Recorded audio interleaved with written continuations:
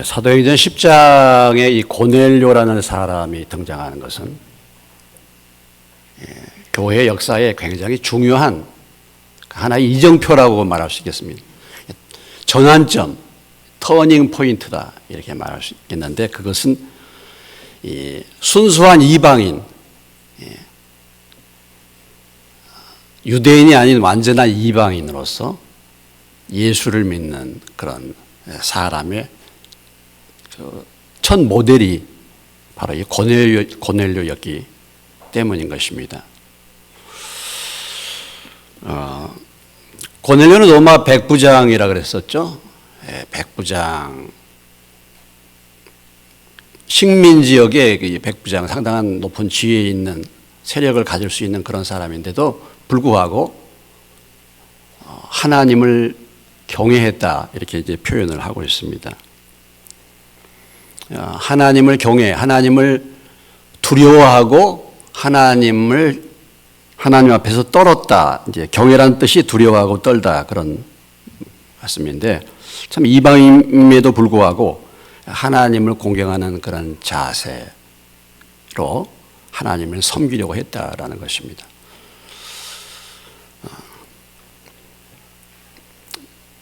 잠언 1장 7절에 보면 하나님을 경외하는 것이 모든 지혜, 지식의 근본이다 그렇게 말했죠. 하나님을 경외하는 것이 지식의 근본이다 그랬습니다. 그러니까 우리가 뭐 많이 세상에 많은 것을 안다고 하지만 하나님을 경외하지 못하면, 하나님을 경외하는 것을 알지 못하면 그 사람의 지식은 사실 헛된 거예요. 정말 뭘 모르는 것이죠. 모든 것을 다 알고 하나님을 알지 못한다면은 그런 것입니다. 저 표현은 그런 말이죠. 하나님을 경외하는 것이 모든 지식의 근본이다. 지식의 시작이다. 이런 표현입니다. 지식의 시작이다. 그럼 하나님을 경외한다는 것은 무엇을 의미합니까? 하나님을 경외하는 것은 물론 여러 가지가 있겠지만은 하나님의 말씀을 경외하는 거예요. 하나님의 말씀, 하나님이 말씀하신 그 말씀을 경외하는 것입니다. 그래서 하나님을 경외하면은 악에서 떠날지어다. 하나님을 경외하고 악에서 떠나라. 이런 표현들이 나오거든요. 하나님 경외하면 우리가 악에서 떠나게 된다. 이렇게 이제 대조적으로 말하고 있고, 잠언 8장 13절에 보면은 여호와를 경외하는 것은 악을 미워하는 것이다. 하나님을 경외하게 되면은 악을 미워하게 된다. 악을 떠나게 된다라는 것이죠. 그래서 우리가 지난 시간에도 봤습니다. 느헤미야라는 총독이 정말 어려운 자기 조국에 무너진 성벽을 건축하기 위해서 왔는데, 지난 과거에 하나님을 경외하지 않는 총독들은 그 어려운 상황에서도 자기의 급여를 다 챙겼다. 노굴, 자기 받을 것을 다 받았는데, 나는 하나님을 경외함으로 나는 그렇게 살지 않는다. 그렇게 하지 않았다. 이렇게 이제 말하고 있습니다. 하나님을 경외한다는 말은 굉장히 성경에 많이 나와 있죠. 하나님을 경외하는 자에게 하나님이 복을 주시죠. 시편 128편 1절로 6절의 말씀에 여호와를 경외하며 그 말씀에 행하는 자마다 복이 있다. 내가 내 손이 수고한 대로 먹을 것이고 내가 복되고 형통하리로다. 내 집에 있는 내 아내는 결실한 포도나무 같으며 내 상에 둘린 자식은 어린 감람나무 같으리로다. 여호와를 경외하는 자는 이같이 복을 얻으리로다. 어찌하여 여호와께서 시온에서 내게 복을 주실지어다. 너는 평생에 예루살렘의 복을 보며 내 자식의 자식을 볼지어다. 이스라엘에게 평강이 있을지로다. 그러니까 하나님을 경외하면 하나님이 주시는 복, 가정의 복,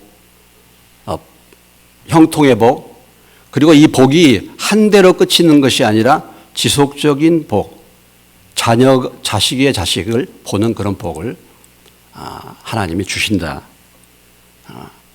이렇게 말했죠. 잠언 19장 23절 말씀에 보면 여호와를 경외하는 것은 사람으로 생명에 이르게 하는 것이라. 하나님을 경외하면 족하게 지내고 궁핍하고 꿇어다니는 인생 아니라 족하게 지내고 재앙을 만나지 아니하리라. 큰 재앙 만나지 않는다.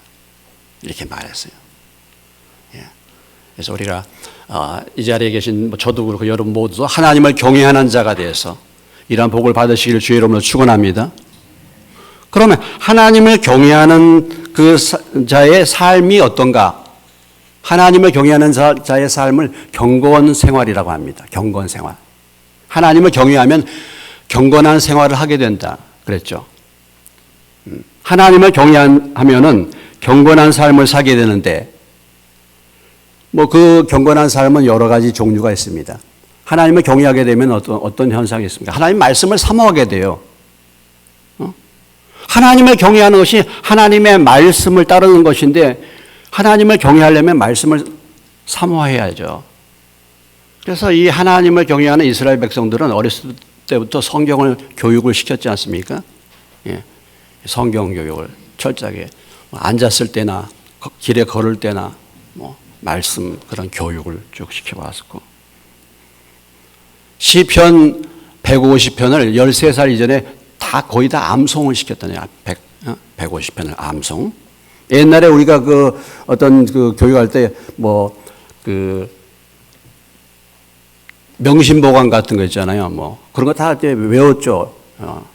우리 한문 공부 옛날에 할 때 그렇게 이제 외우게 통째로 그런 식으로 하나님 말씀.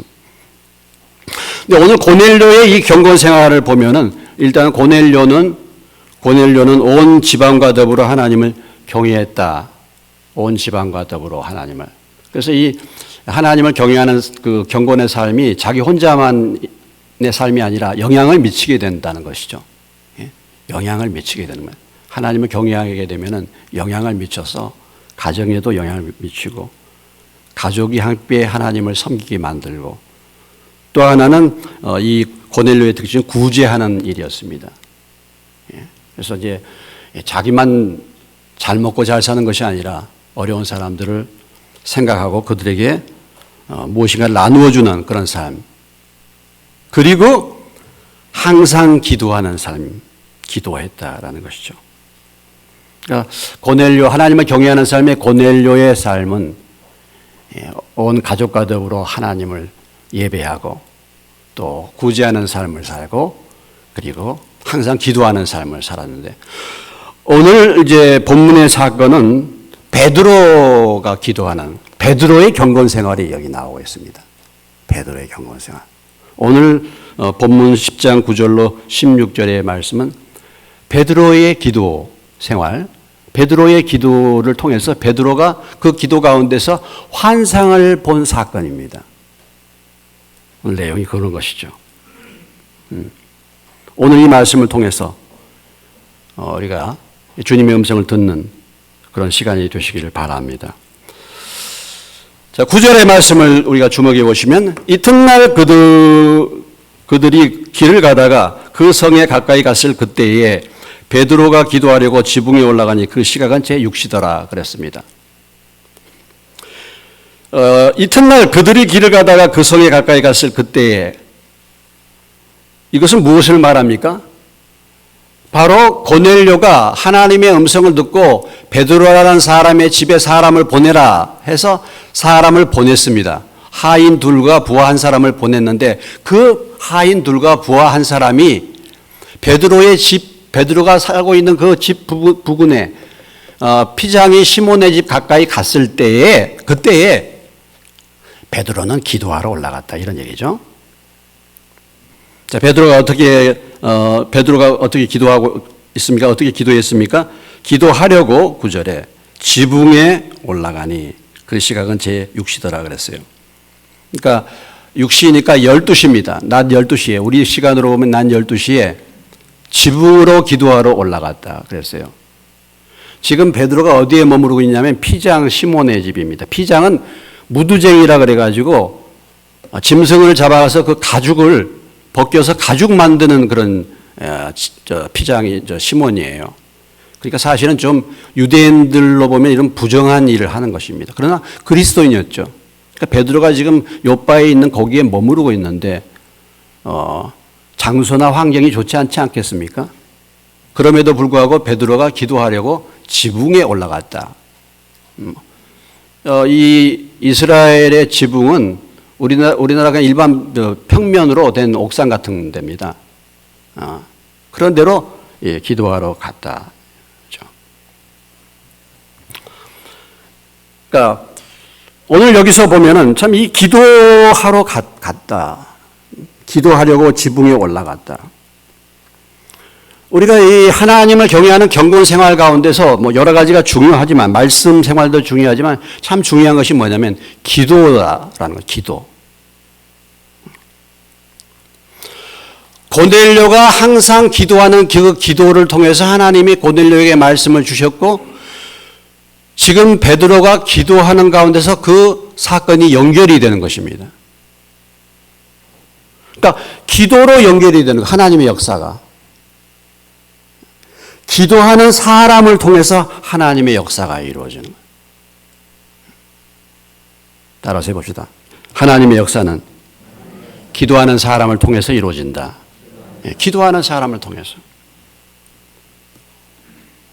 예수님이 성전을 표현하실 때 내 집은 만민이 기도하는 집이다 그랬어요. 우리가 하는 중요한 일, 성전에서 하는 중요한 일, 교회당에서 하는 중요한 일, 내 집은 만민의 기도하는 집이다 그랬습니다. 여러분, 이 코로나19로 지금 모든 일들이 다 이렇게 중단됐지 않습니까? 이런 환경적인 모든 일들이 다 스탑되고 중단되는 이런 일을 통해서 하나님은 우리에게 무슨 메시지를 들려주실까? 야, 너무 바쁘게 움직이지 말고, 정신 팔려서 세상 일에 바쁘게 움직이지 말고 잠깐 좀 멈춰서 너희들 나 좀 봐라. 이런 메시지 아니겠어요? 여러분 어떨지 모르겠습니다만. 너희가 그렇게 너희 뭐 방법과 재주로 뭐 잘할 수 있는 것 같지만 그게 아니야. 내가 한번 스탑하면 다 멈추는 거야. 좀 나 좀 바라보지 않겠냐? 코로나19를 통해서 하나님이 우리에게 말씀하시는 메시지가 좀 무릎 좀 꿇지 않을래? 나 좀 바라보지 않을래? 이런 메시지가 아니겠습니까?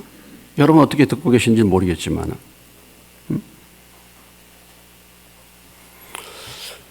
우리가 사도행전을 지금 1장서부터 보고 있습니다만 초대 교회가 어떻게 이루어졌습니까? 마가의 다락방에 120명의 성도들이 모여서 그들이 기도함으로 교회가 이루어졌어요. 교회의 출발, 교회의 시작도 기도로 시작이 됐습니다. 출발됐습니다. 우리가 잘 알고 있지만 마가복음 1장 35절로 39절의 말씀, 예수님의 기도 생활이 나오죠. 새벽 5일에 미명에 예수께서 일어나 나가 한적한 곳으로 가사 거기서 기도하시더니 시몬과 및 그와 함께 있는 자들이 예수의 뒤를 따라가 만나서 가로되 모든 사람이 주를 찾나이다. 이르시되 우리가 다른 가까운 마을들로 가자. 거기서도 전도하리니 내가 이를 위하여 왔노라 하시고 이 온 갈릴리에 다니시며 저희 여러 회당에서 전도하시고 또 귀신들을 내어 쫓으시더라. 예수님이 새벽 미명에 기도할 장소를 한적한 곳을 찾아서 기도를 하셨다. 그렇죠? 새벽 미명에. 예. 그래서 새벽 기도들 하지 않은 거 아니겠습니까? 예수님도 새벽에. 그런데 저 말씀에 보면은 새벽 미명에 예수님이 기도하셨는데 사람들이 많이 옵니다. 그러니까 예수님이 뭐예요? 그들을 물리치시고 다른 마을로 가자고 하신 거죠. 예? 아니 사람들이 많이 몰려오면은 고치고 말씀도 주고 할 텐데 예수님은 다른 곳으로 가자. 그러니까 예수님이 기도하시면서 하나님의 뜻을 이렇게 발견해서 이제 다른 곳으로 가라는 말씀을 들었기 때문에 그런 거 아니겠습니까? 누가복음 15장 16절, 누가복음 5장 15절로 16절에도 보면 예수의 소문이 더욱 퍼짐에 허다한 무리가 말씀도 듣고 자기 병도 나음을 얻고자 하여 모여오되 예수님은 뭐예요? 물러가사 한적한 곳에서 기도하셨다. 사람들이 몰려오는데요. 그들을 만나주지 않고 예수님은 물러가셨다 이거예요. 그거 참 이상하지 않습니까? 사람들이 오는데 예수님은 오히려 물러가셨어요. 한적한 곳에 가서 기도하. 무슨 얘기입니까? 기도가 얼마나 중요한가? 기도의 우선순위를 보여주고 있잖아요. 그래서 기도하시면서 찾아 몰려오는 사람들을 만나주는 것이 아니라 다른 데로 가십니다.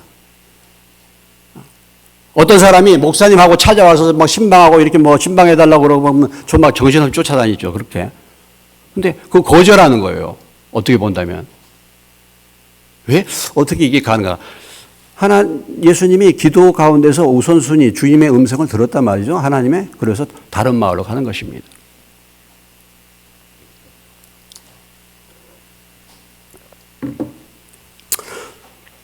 뭐 저는 목회를 하면서 또 뭐 신앙생활하는 일반적인 분들도 다 그렇겠지만 정말 여러 가지 많은 것들이 있지만 가장 중요한 요소가 기도다. 이것을 깨달았어요. 기도. 정말 기도 없이는 아무것도 할 수 없다는 거죠. 하나님의 도움, 기도가 없다는 것은 하나님의 도움이 없다는 이런 말이 표현이잖아요. 하나님의 도움이 없이는 내가 아무것도 할 수 없다. 우리의 건강상 뭐 여러 가지 문제가 있을 수 있지만은 이게 호흡이 안 되면요. 호흡이 정상적으로 되지 않으면은 정말 건강을 제대로 유지할 수 없습니다. 일단 기본은요. 숨을 잘 쉬어야 돼요. 아주 가장 긴급한 문제예요. 우리가 일반적으로 기도를 영적인 호흡이라고 말하고 있는데 영적인 생활도 역시 마찬가지입니다. 기도가 없으면 영적인 건강을 누릴 수가 없어요. 답답합니다. 답답해져요. 기도 없는 삶을 살게 되면 답답해지고 눈이 감겨 뭘 모르게 돼요. 사실은요. 기도의 삶을 살다 보면은 하나님과 친밀한 관계가 이루어지는 것이죠. 하나님과 대화하는 것이고 하나님과 사귐이 깊어져요. 지속적으로 하나님과의 관계를 맺게 되다 보면은 처음에 우리가 기도할 때는 기도의 응답에 대해서 문제 해결에 대해서 관심이 있지만 기도하다 보면은 점점 우리의 마음이 하나님을 향하게 되는 거예요. 그래서 하나님이 어떤 마음을 가지고 계신가, 하나님의 뜻이 무엇인가를 이렇게 알게 되죠. 그리고 기도하다 보면은 하나님의 성품을 닮아가게 됩니다. 여러분이 어떤 분하고 계속 어떤 사람을 만나서 계속 대화를 같이 하면은 오래 하면은 그 사람을 닮아가잖아요. 부부가 가만히 보면 비슷하잖아요. 서로 대화를 많이 하면 서로를 닮거든. 우리가 하나님과 기도 생활 열심히 하다 보면 하나님을 닮게 되고 또 하나님의 관점에서 생각하게 돼요. 뭐 사건이나 이런저런 문제들이 터질 때 하나님의 관점에서 보는 눈이 열리게 됩니다. 하나님의 관점으로 보고 하나님의 관점에서 그것을 뭐예요? 해결하려고 하죠. 기도하면 할수록 그런 은혜를 받습니다. 기도는 우리를 겸손케 하는 것이죠. 우리가 하나님 앞에 기도한다는 것 자체가 나의 연약함을 사실은 인정하는 것입니다. 그렇지 않습니까? 기도에 무릎을 꿇는다는 것. 성경에서 교만은 무엇을 말하고 있습니까? 성경의 교만은 하나님을 알지 못하는 것이 가장 큰 교만이라고 말해요. 성경은. 하나님을 알지 못하기 때문에 내가 하나님 되는 거예요. 이거 가장 교만한 거거든. 하나님을 모르는 거. 근데 우리가 하나님을 알았다고 하고 예수를 믿었다고 말하는데 거기에 못지않는 교만은 뭐냐면 하나님을 의지하지 않는 것입니다. 기도하지 않는 거예요. 우리가 왜 기도하지 않을까요, 여러분? 우리가 기도하지 않는 이유가 무엇입니까? 성경에 보면 그런 오늘 말씀을 이렇게 전하지만 여러분이 다 아시잖아요. 기도하라는 말씀이 무수하게 나오고 예수님도 기도의 본을 보이셨고, 쉬지 말고 기도하라. 이것이 하나님의 뜻이다. 쉬지 말고 기도하라. 이것이 하나님의 뜻이다. 이렇게 말했었잖아요. 근데 왜 우리가 기도가 안 되나? 어떻게 본다면요. 기도가 안 되는 이유는 내가 하나님을 만나지 못했기 때문에 첫 번째 이유는 거기에 있을 수 있어요. 두 번째는 뭡니까? 기도할 필요가 별로 없어요. 내 힘으로 다 처리할 수가 있어. 내 힘으로 다 처리가 되니까 기도할 필요가 없어요. 뿐만 아니라 기도는 사실 훈련을 받아야 돼요. 이게 그냥 되는 게 아닙니다. 그래서 유대인들은 기도를 뭐라고 표현한다 그랬죠? 기도는 노동이다 그랬어요. 기도하는 것은 힘든 일입니다. 기도가. 노동해. 또 기도하면 역사가 일어나기 때문에 마귀가 특별히 기도를 방해해요. 기도 못하게 만듭니다. 예. 참 우리가 기도해야 되는데 기도하지 않는 거예요. 그 이유가. 기도 자체가 기도하다 보면 우리를 겸손케 만들죠. 겸손해. 기도하다 보면은 하나님이 다 우리 기도를 응답하시는 것이 아니에요. 응답을 안 하시고 하나님이 거절하시는 경우도 있고 하나님이 응답을 안 하셔 그러니까 응답이 더디어요. 그러니까 뭡니까? 내 자신의 욕심이 깨어져요. 내가 이걸 바라가지고 이거 응답해 달라고 기도하는데 하나님이 응답 안 해주셔. 그러면 이게 내 생각, 내 욕심으로 그렇게 되는 경우가 많거든요. 그러니까 내 마음을 비우게 돼요. 그래서 겸손하게 돼요. 자신을 비우는 훈련하는 것입니다. 또 내 기대와는 전혀 다른 기도의 응답을 받게 되면요. 하나님의 새로운 세계를 경험하게 되고 그래서 믿음이 생기는 거예요. 이렇게 침묵과 거절하는 법을 배워서 인내를 배우게 되고 믿음이 성장하게 되는 것입니다. 어쩌면요, 여러분, 우리가 신앙생활하면서 내 인생에서 겪는 모든 어려움들은 사실은 하나님이 나로 하여금 기도하도록 훈련시키는 겁니다.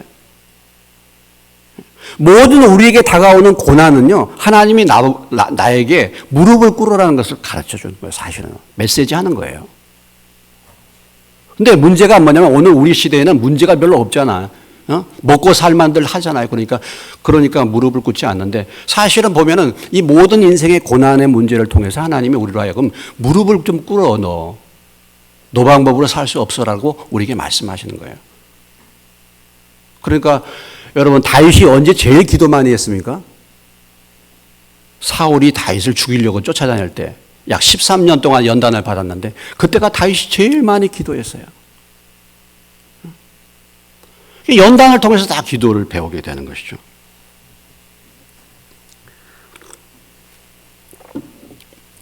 저는 솔직히 말해서 사람이 좀 교만한 사람입니다. 그렇게 생기지 않았습니까? 저는 교만한 사람이에요.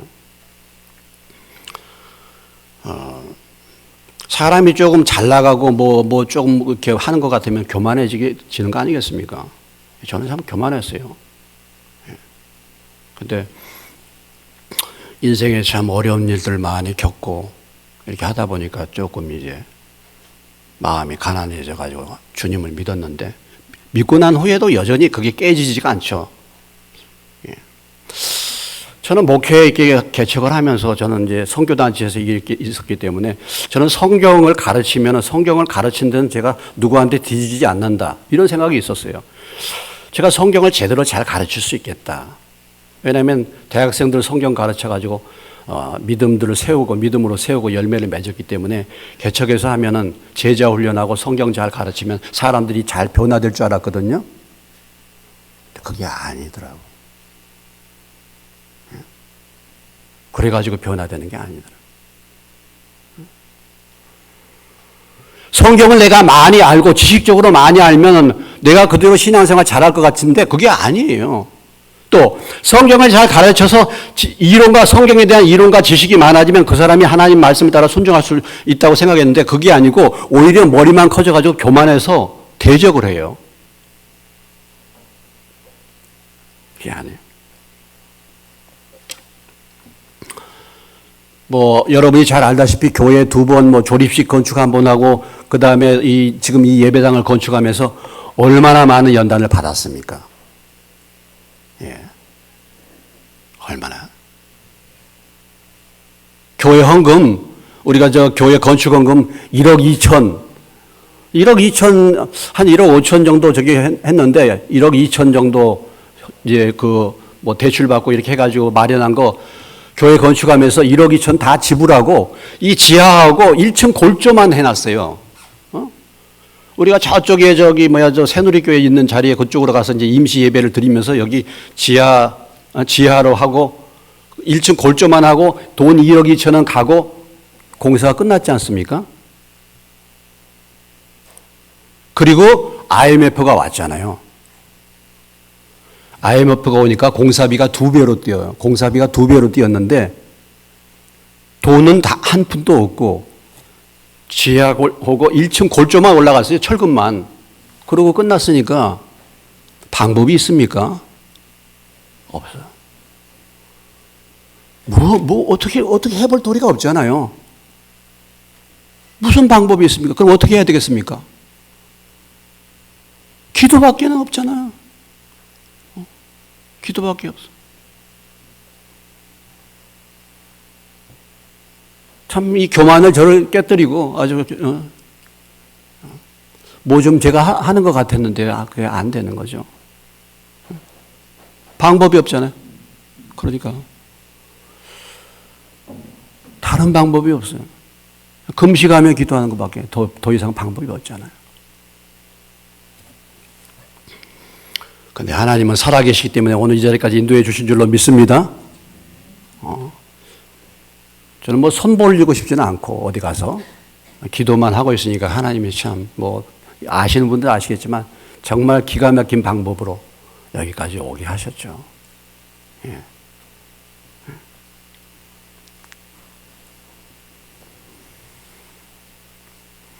우리가 여전히 하나님께 어떤 일들을 묻지 않고 내 생각대로 내 계획대로 하는 경우가 너무 많습니다. 여호수아 9장 14절로 15절의 말씀에 보면 우리가 그들의 양식을 취하고 어떻게 할 것을 여호와께 묻지 아니하고 여호수아가 곧 그들과 화친하여 그들을 살리려는 언약을 맺고 회중 족장들이 그들에게 맹세하였더라. 이 무슨 사건입니까? 하나님이 가나안 땅에 들어가서 모든 가나안 족속을 멸하라 그랬는데 기브온 족속이 그것이 겁나가지고 속였단 말이죠. 그래서 그들이 위장을 해가지고 이스라엘과 화친 조약을 맺자고 합니다. 그래서 그들이 자기들을 속인 줄 알지 못하고 오히려 피해를 당한 그런 가나안 족속들의 피해를 당한 그런 부족인 줄 알고 그들을 갖다가 어떻게 할 것을 하나님께 묻지 아니하고 화친을 맺어버린 거예요.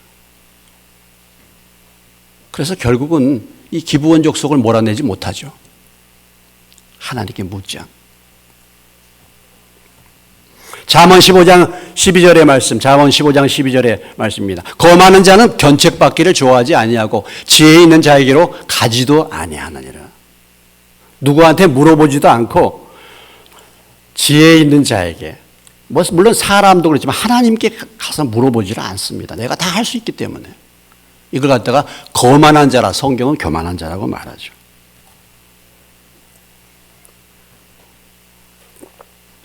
성경에 하나님의 사람과 하나님의 사람이 아닌 악한 사람의 대조는 뭐냐면 묻느냐 묻지 않느냐예요. 성경의 북쪽 이스라엘의 가장 악한 왕이 누구였냐면 아합입니다.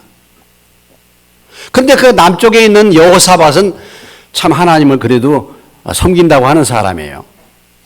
근데 어떻게 참 아합과 여호사밧이 둘이 같은 민족이라고 서로 평화롭게 지내자고 서로 사돈관계를 맺었네.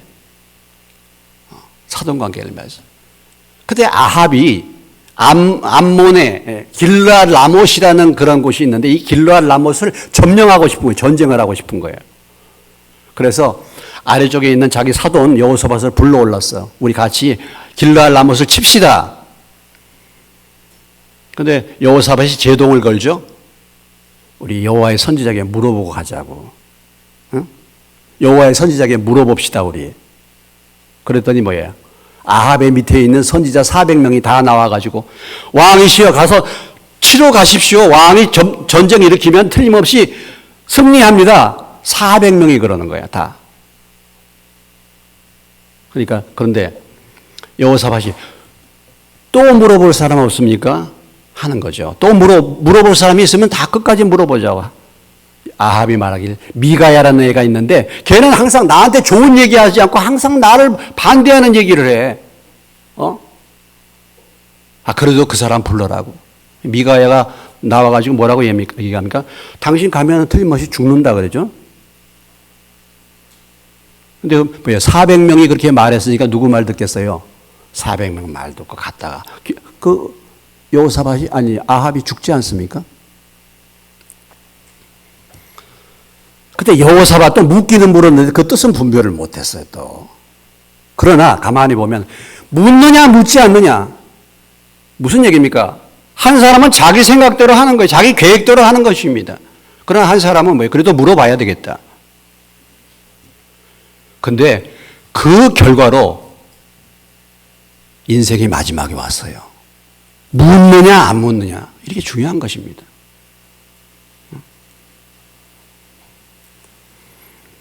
수요일 날 예배 때 예배 끝나고 수요일 날 예배 9시 한 15분쯤 됐는데 우리 최경수 집사님이 저한테 전화하셨어요. 목사님 긴급 기도 부탁입니다. 제가 가슴이 철렁 내려앉아요. 긴급 기도 부탁. 무슨 부탁이냐고 그러니까 여동생 딸이 조진주인데 지금 출산을 하다가 피가 멈추지 않는데요. 이거 긴급 기도 제목이잖아요. 긴급 기도 제목이라고 봤더니 또 긴급 기도 제목이니까 어떻게 또 긴급으로 기도해야지. 근데 지금 출산하는데 피가 멈추지 않는데 제가 기도를 멈출 수가 없잖아요. 피가 멈춰야지 기도를 멈추지.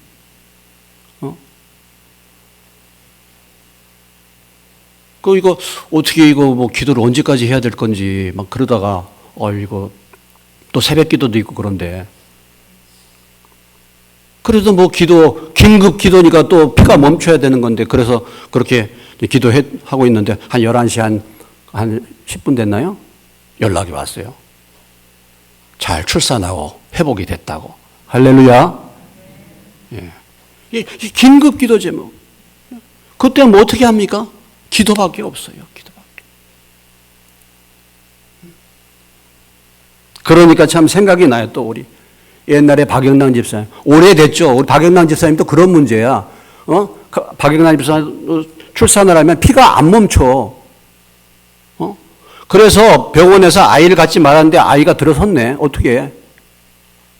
그래가지고 세브란스 병원에 연세대 병원에 가서 있는데 우리가 신방을 갔지 않습니까? 신방을 갔는데 그날 어떻게 또 그런 날이야 또. 갑자기 그 병원에서 병실에서 그냥 후다다닥 하고 의사들이 튀쳐나오면서 그냥 그 매트에 누워있고 피가 멈추지 않는다는 거예요. 그래서 의사들이 놀래가지고 막 튀쳐나오는 거예요. 거기 담당 의사가 저보고 목사님이냐고 기도 좀 해달라고 긴급 기도 부탁하는 거예요. 의사도. 의사라고 다 되는 게 아니에요. 긴급 기도. 그래서 어떻게 합니까? 그냥 따라가면서 긴급 기도 하는 거죠. 뭐 따라가면서 막 방언으로 기도하고 뭐 그때는 막. 그래서 아직까지 살아있는 줄로 믿으시기 바랍니다. 예. 오늘 베드로 뭐 그렇게 복잡하고 한데 꼭 기도해야 될 필요 있겠어요? 근데 12시에 그 지붕 위로 올라가서 기도하려고 하는 거예요. 그러니까 하나님이 그 기도 가운데서 하나님이 말씀을 주시고 하나님의 뜻을 보이시죠. 하나님이 뭔가를 하시려고 하는데 통로가 없으면 뭘 하겠습니까? 그러니까 기도하는 그 베드로에게 하나님이 말씀을 주시는 거 아니에요?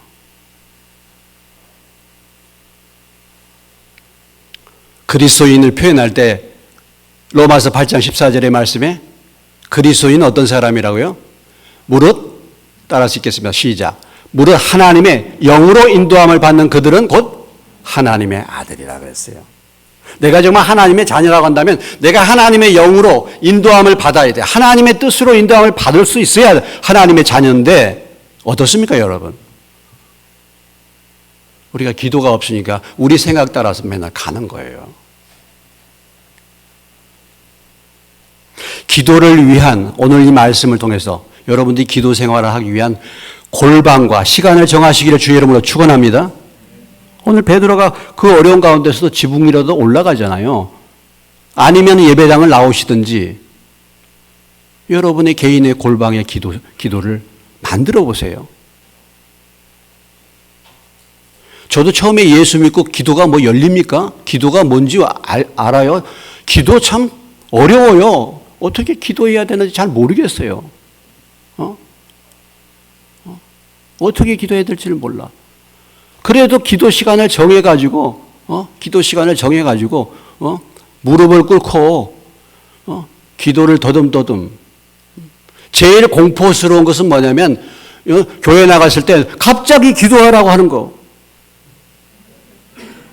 내가 그 공포를 알기 때문에 가급적이면 갑자기 기도 안 시켜요. 예, 우리는. 예? 갑자기, 한 번은 그냥 갑자기 기도를 했는데, 제가 도대체 머리가 하얘졌어요. 머리가 하얘졌어요. 그래도 그런 공포는 없으니까 감사하시기 바랍니다. 예. 근데,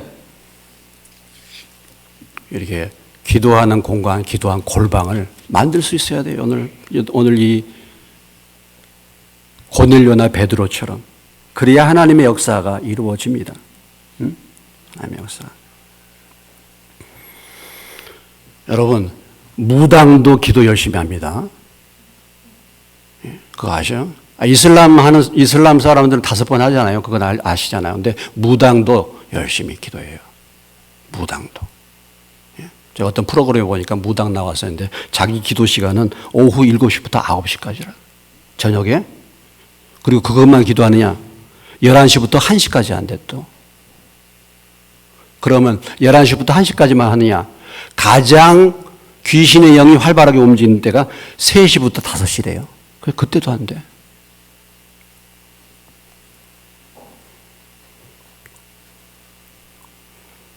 하나님은 기도 시간에 일하시는 줄로 믿으시기 바랍니다. 하나님은 기도 시간에. 또 하나님은 기도하는 사람을 통해서 일하시는 줄로 믿으시기 바랍니다. 하나님은. 여기 베드로가 12시에 기도하러 갔는데요. 이튿날 그들이 길을 가다가 그 성에 가까이 갔을 때라 그랬어요. 다시 말한다면 요빠성 가까이, 지금 그 사람들이 가까이 왔을 때 베드로가 기도하러 간 거야. 시간이 어떻게 이렇게 일치해요? 맞아.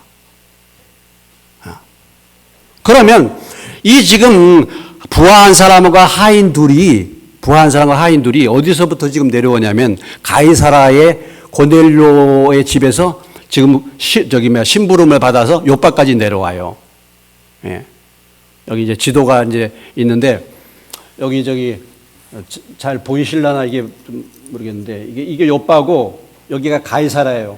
가이사라에서 요빠까지 서해안 평야, 서부 해안지대예요. 그럼 이 가이사라에서 요빠까지 거리가 얼마냐면 50km 정도예요.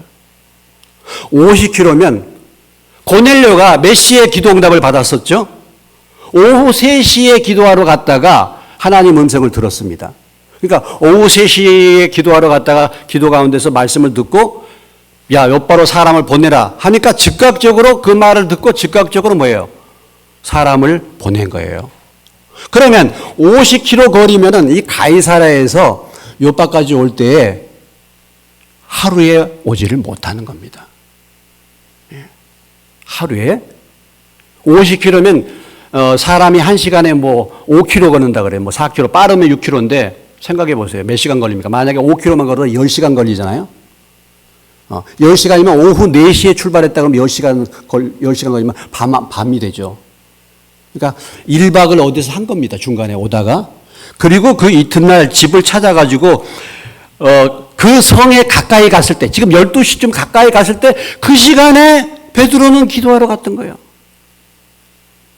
그러니까 하나님이 이 시간을 얼마나 정확하게 이렇게 맞추시는지.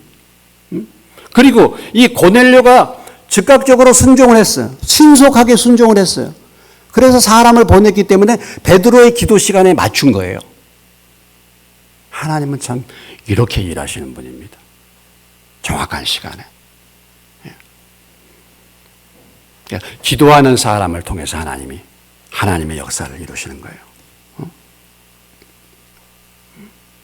그렇지 않으면은 기도하는 사람들을 만나서 쓰임을 받을 때 쓰임받는 인생이 될 수 있어요. 이 하인 2사람과 부하한 사람도 하나님께 쓰임받는 사람들 됐잖아요. 그 위대한 일에. 왜냐? 자기 주인이 기도하는 사람이기 때문에. 미국의 유명한 존 메가더 목사님은 그렇게 인생은 성공하는 인생이 아니라 하나님께 쓰임받는 인생이 되어야 한다. 그랬어요. 따라서 해봅시다. 하나님께 쓰임받는 인생 되자. 예, 성공하는 인생이 아니라 사람들 보기에 하나님 앞에 쓰임받는 인생. 근데 이 쓰임받는 이 하인 두 사람은 고넬료 집에서 하인 노릇하고 부하한 사람, 부하하는 별 볼일 없는 사람들이 할 수 있는데 이들이 하나님의 역사를 이루는데 크게 쓰임을 받는 것입니다. 왜냐? 기도하는 사람과 살기 때문에. 기도하는 사람을 통해서 하나님이 역사하는 거예요. 여러분, 나의 신앙생활은 어떻습니까? 내가 정말 예수 믿었다고 하는데 나의 기도의 삶은 어떻습니까? 내 생활은 어떻습니까, 여러분? 내 삶에 열매가 있습니까? 나의 삶의 문제가 무엇입니까? 그렇게 연단을 받아도 기도가 없다는 것이에요. 무릎을 꿇지 않는다는 것입니다, 아직까지. 무릎을 꿇을 필요가 없는 거예요. 하나님의 도움이 필요 없습니다.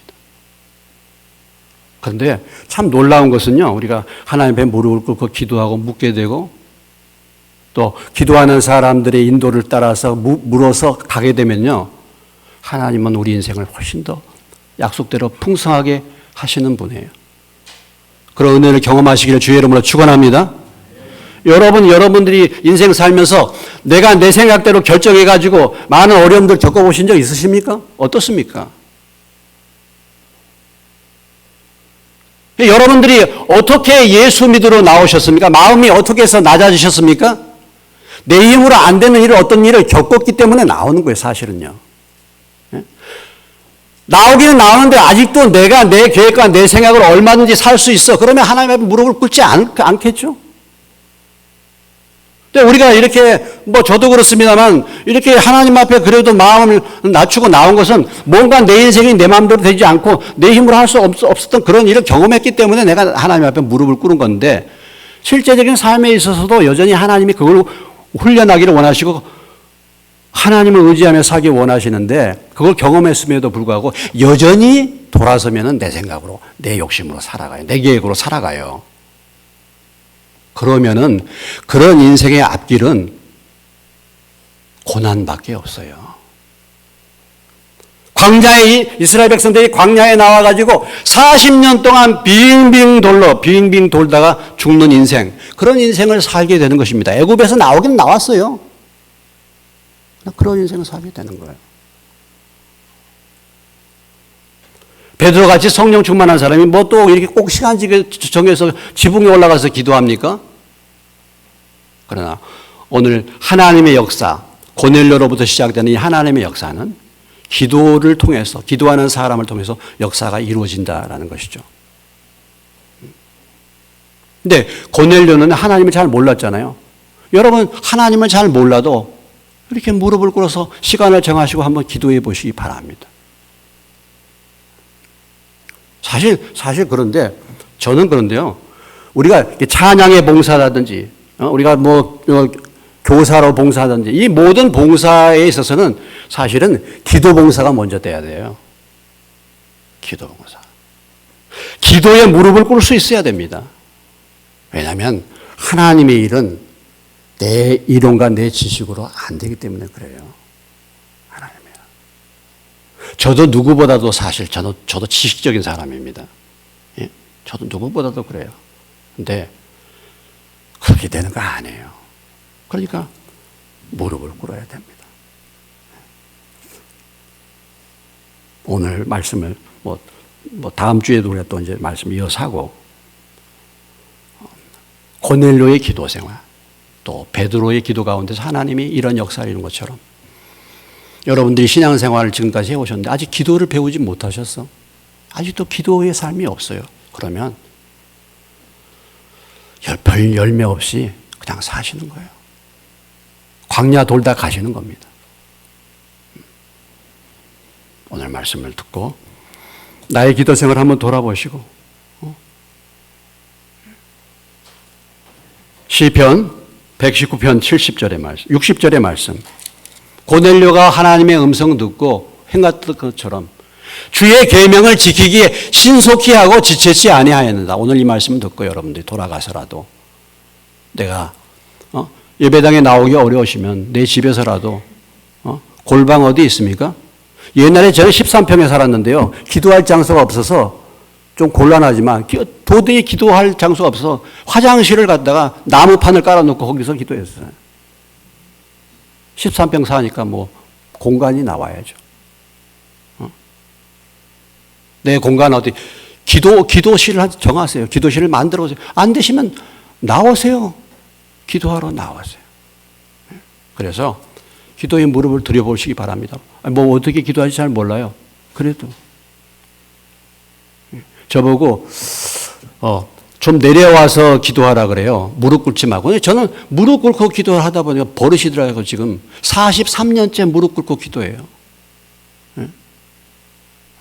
무릎을 꿇어야 기도가 돼요. 이상하게. 무릎 꿇으면 뭐 다리 관절도 안 좋고 뭐 여러 가지 뭐 얘기를 하면서 그냥 이렇게 해라 그래도 그렇게 기도하다 보니까 그렇게 돼요. 일단은 오늘 이 말씀을 여러분들이 받아서